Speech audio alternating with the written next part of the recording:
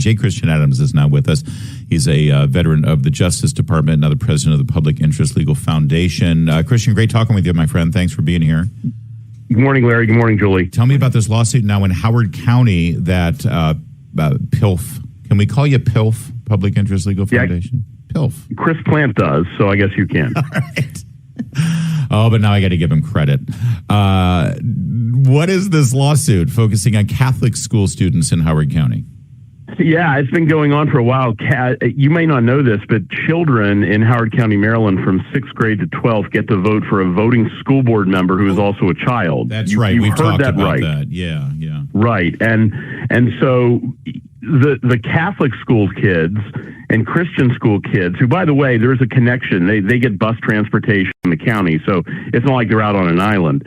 They don't get to vote for this member. So we brought a lawsuit, as you know, alleging violation of the First Amendment. You can't lose your right to vote, even if you're a kid, just because you're Catholic or Christian.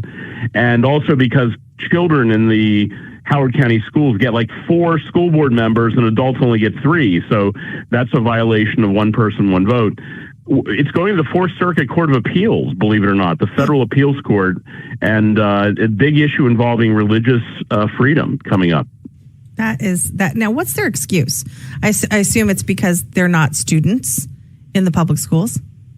Yeah, that's one of them. But, you know, they say, well, this program's important because it teaches children civic engagement. Well, that only applies if you go to the government school, apparently. Yeah. But more importantly, they say that these are Catholic schools. They don't deserve a right to vote. Well, the problem is that the Catholic schools have a connection with the school board insofar as some services, some contracts.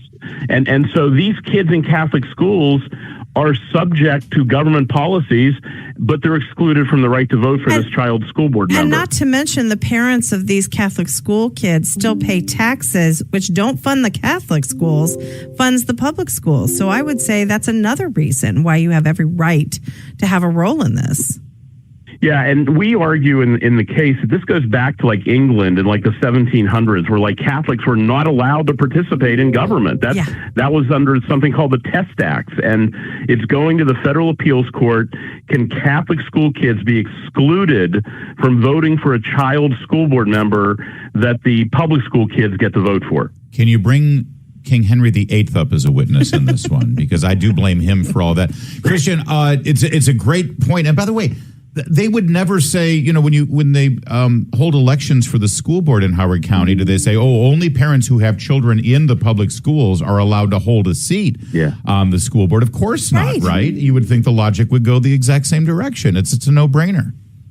Yeah, and it's a crazy policy in the first place to have children electing a child to sit on a government school board voting. They voted to keep schools closed. I mean, it's insanity. It's infantilizing politics.